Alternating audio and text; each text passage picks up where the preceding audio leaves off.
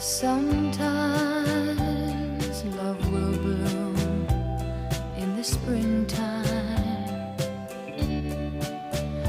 then like flowers in summer it will grow, then fade away in the winter when the cold wind begins to blow. But when it's evergreen, 드디어 잉어가 나왔네요. 전체적으로 입질은 오는데 입질이 좀 시원찮다 싶었더니 잉어가 한 마리 나왔습니다. 발갱입니다. 지금 대부분 이런 수로들은 낮낚시를 해보면 보통 한 12시부터 한 3시, 4시, 3시 정도까지가 취약 시간입니다. 입질이 제일 안 좋습니다. 그리고 오네요. 입질이 안 좋다 그러더니 계속 오네요. 오, 좀 큰 것 같은데? 요거는 떡붕어입니다. 요건 잉어, 요거는 떡붕어. 일단 요거를 놔주고, 이거부터 놔주고요. 네 칸대의 떡붕어가 나왔는데 잉어 처리하느라고 이거 잠깐 놔줬더니 돌쑥으로 들어간 것 같습니다. 조금 혹시 나올지도 모르니까 이런 경우에는 낚싯대를 좀 느슨하게 이렇게 놔두면 지가 빠져나올 수가 있거든요. 그래서 나와주면 좋고 안 나오면 이제 따로 원줄을 잡고 당길 수밖에 없습니다.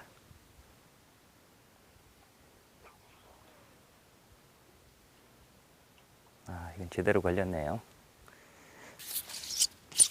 빠져나왔네요. 붕어가 빠져나왔습니다.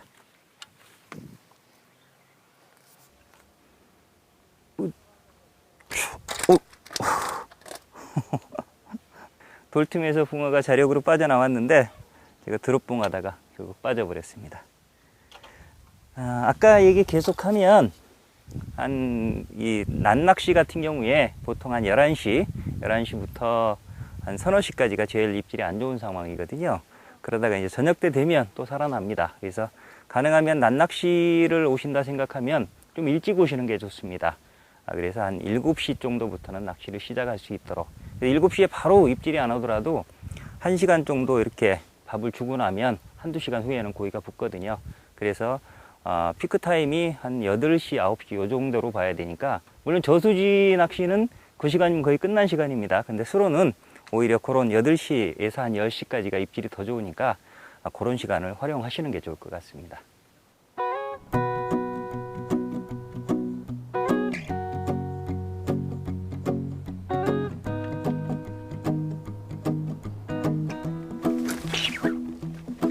Well, you done me and you bet I felt it. I tried to beat you, but you're so hot that I melted. I fell right through the cracks. Now I'm trying to get back.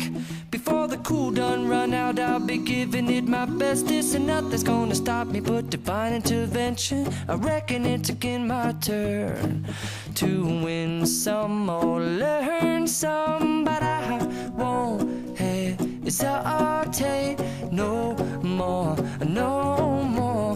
It cannot wait. I'm yours.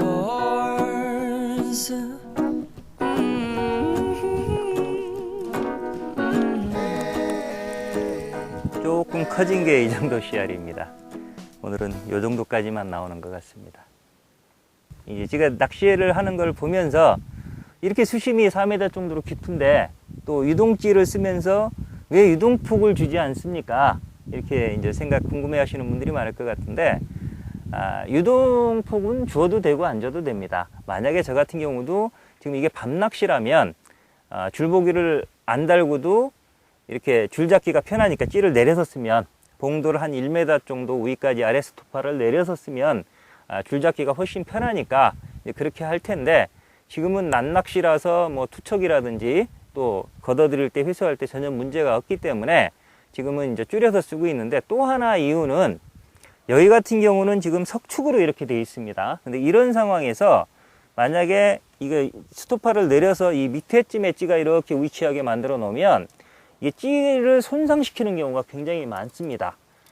아예 물 가까이 이렇게 있어서 항상 찌가 물에 있는 경우에는 크게 문제가 안 되는데, 특히나 대부분 이게 찌 다리를 몸통에서 찌다리가 이렇게 빠진다든지 여기 깨갖고 오시는 분들이 많은데, 그런 경우가 유동폭을 많이 준 경우입니다. 그래서 본인은 항상 가능하면 던질 때는 이렇게 찌를 앞쪽으로 쭉 보내서 이렇게 든다라고 생각을 하지만, 그게 100번에 한 번, 1000번에 한 번 이렇게 돌 같은데, 돌 틈이라든지 찌탑이 또는 이런 데도 많이 끼거든요.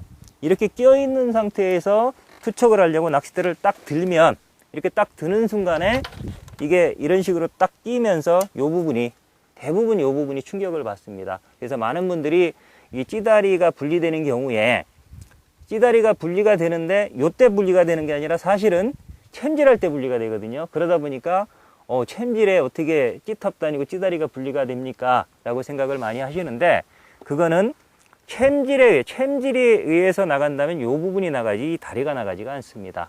왜냐면 이 머리 부분이 무겁기 때문에 요 부분이 저항이 더 걸리거든요. 근데 이 다리가 빠졌다는 얘기는 이렇게 들 때, 투척하려고 들 때 어딘가에 이렇게 살짝 걸린 상태에서 탁 치고 나온 겁니다. 그럴 때 이미 이 부분이 크랙이 갔던 거거든요. 그런 상태에서 모르고 자꾸 낚시를 하다 보면 이게 결국 틈새가 벌어져서 쑥 빠지게 되는 겁니다. 세게 챔질할 때 쑥 빠지게 되거든요. 그러니까 이렇게 물하고 좀 떨어져 있는 상황, 앞에 이제 나무가 수초가 많다든지 이렇게 돌이 많다든지 이런 상황에서는 굳이 유동폭을 주지 않고 사용하는 게 오히려 찌를 보호하는 방법입니다. And she spoke words of wisdom to the basement people, to the basement. Many surprises await you in the basement people, in the basement. You hear the last time, you know we're gonna find you sick in the car seat 'cause you're not up to going out on the main streets completing our mission. 입질이 계속 오고 있는데, 제가 이제 잡아내면서 챔질하면서 조금씩 스스로 웃음이 나옵니다. 왜냐하면 그 닌자 칼빼기라는 말 혹시 아십니까? 낚시 하시는 분들끼리 하는 얘기인데, 챔질을 할 때 이렇게 들어채기를 하지 않고 뒤쪽으로 이렇게 빼는 거, 닌자가 칼 빼듯이 한다. 그래서 닌자 칼빼기라고 하는데, 제가 지금 그런 비슷한 챔질을 하는 것 같습니다. 왜냐면 지금 자세가 좀 불편하다 보니까 그런 챔질이 자꾸 나오고 있는데, 챔질 방법은 크게 보면 두 가지입니다. 전에도 한번 설명을 드렸는데, 이렇게 들어채기 방식이 있고 이 끌어채기, 보통 닌자 칼빼기라고 하는 끌어채기 방식이 있는데, 이제 끌어채기 같은 경우는 나이 드신 분들이 많이 합니다. 왜냐면 그분들한테 여쭤봤어요. 왜 끌어채기를 하십니까? 라고 하니까, 어렸을 때부터 첫째는 습관이 그렇게 들었고, 그렇게 들은 이유가, 전에는 이제 낚싯대 잉어가 많았는데 이렇게 들면 큰 잉어가 걸리면 낚싯대가 부러지지 않느냐, 그래서 숫자 터지는 게 좋다, 그래가지고 이렇게 뒤로 빼는 방식으로 그렇게 챔질했다고 하는데, 오히려 이렇게 뒤로 빼갖고 그러면 이 원줄하고 일자가 되지 않습니까? 특히나 평지형에서 그런 경우에 낚싯대를 들지 못하면 제압을 못해서 원줄이 터지든지 낚싯대가 부러지는 원인이 됩니다. 그래서 이게 끌어채기는 별로 좋은 방법이 아니고, 그 다음에 또 많이 하는 방법이, 보통 이렇게 놓고 이렇게 가까이 놓고 이렇게 해갖고 이렇게 들어채기 방식으로 이런 식으로 챔질을 많이 하시는데, 이 방식은 이렇게 수심이 깊은 데에서는 상관이 없지만 수심이 낮은 곳에서 갑자기 이렇게 챔질하면 여기까지 가는 시간도 있고, 그 다음에 챔질이 반동이 세기 때문에 이게 물 바깥으로 찌와 채비가 튕겨 나와서 낚싯대를 감아버리는, 그래서 채비 트러블이 생기는 그런 확률이 굉장히 많습니다. 특히나 수심 낮은 데서 그렇고 뒤에 장애물이 있을 때, 나뭇가지 같은 게 있다라고 하면 나무에 이렇게 채비를 감아버리고요. 하우스 낚시라면 거의 천장에 때려버립니다. 그래서 찌를 부러뜨리는 그런 일이 있으니까, 가능하면 그 두 가지 방법을 절충하는 게 좋습니다. 그래서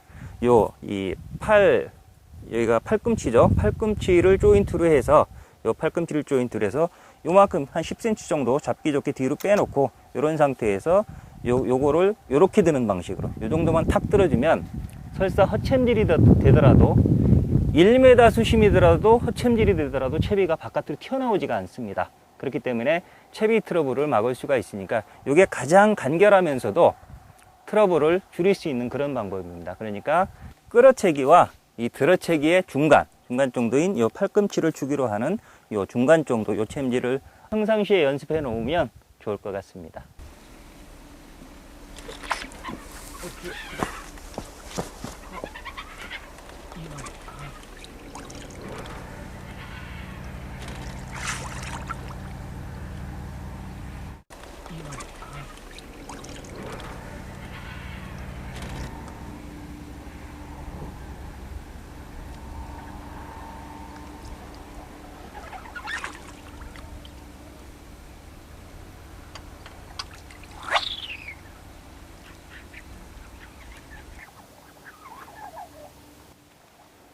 잉어야.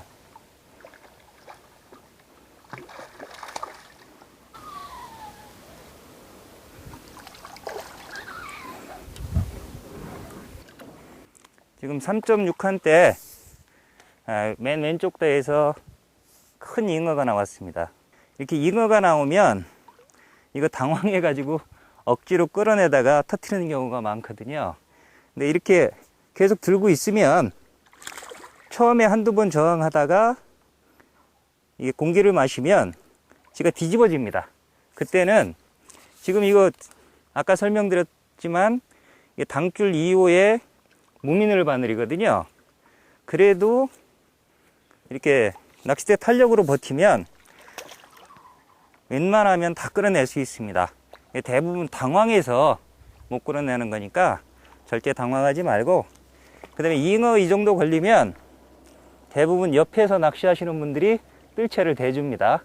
그러니까 본인이 굳이 다 하려고 하지 마시고 그냥 본인이 이렇게 제압만 하고 계십시오. 그러면 옆에서 알아서 떠주고, 설사 그렇지 않더라도 완전히 지치면 혼자서도 뜰 수 있습니다.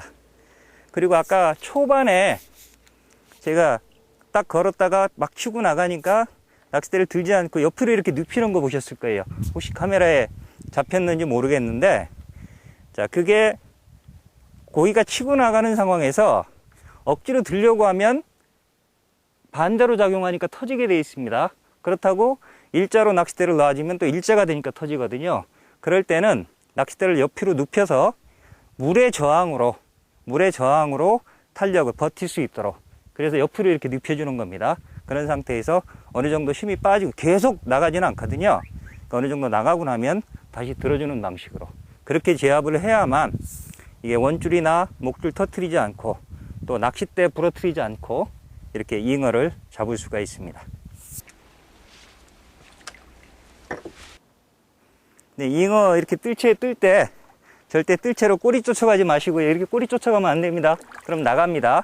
그러니까 이렇게 뜰채를 물에 넣어놓고 잉어를 조정해서 잉어 머리가 이렇게 안으로 들어가도록 이렇게 해주면 이 붕어용 작은 뜰채로도 잉어를 잡을 수가 있습니다.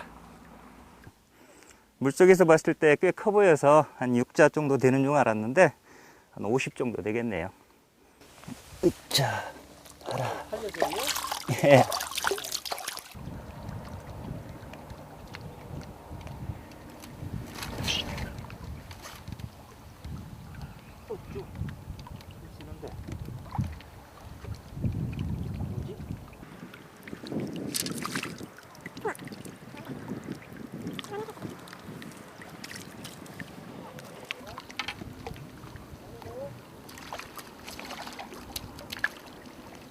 힘을 제법 써가지고 제법 큰 줄 알았는데 아직 멀찍해서 한참 모자라네요. 오늘은 아마 큰 거는 이쪽으로 붙질 않은 것 같습니다. 사실 지금 시간에도 하면은 오히려 이 해질녘에 더 큰 게 나올 수도 있는데 제가 오늘 좀 약속이 있어서 마무리를 하겠습니다.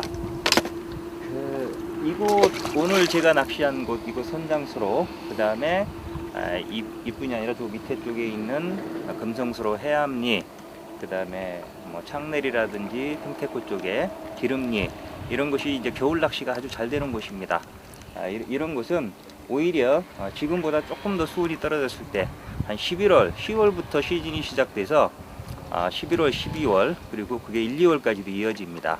그리고 한겨울에도 오히려 이제 수온이 낮아질수록 씨알이 더 커지는 그런 특징이 있거든요. 그래서 한겨울에도 와보면 얼음을 깨면서 처음에 살얼음이 잡혔을 때는 페트병에 물 담아서 이렇게 깨는데 또 돌을 던지든지, 근데 그게 안 되면 큰 강목에 이제 철근, 무거운 철근을 박아갖고 그걸 긴 줄로 연결해서 이렇게 깨가지고 해도 그 얼음 속에서도 붕어가 올라옵니다. 그 다음에 이런 곳의 특징은 지금 잡은 거와 마찬가지로 토종붕어, 떡붕어, 잉어, 이 온갖 고기가 같이 나오기 때문에 기법을 바닥낚시부터 내림낚시, 중축낚시 본인이 자신있고 선호하는 그런 기법, 어느 기법을 사용하더라도 충분한 손맛을 볼 수가 있습니다. 그러니까 이런 곳은 주로 지금 소개한 곳은 주로 겨울에 겨울 시즌에 고기가 잘 낚이는 곳이니까 겨울에 이제 마땅히 갈 곳이 없을 때는 이 중부권에 이런 대형 수로 또는 호수에 한번 출조해 보시기 바랍니다.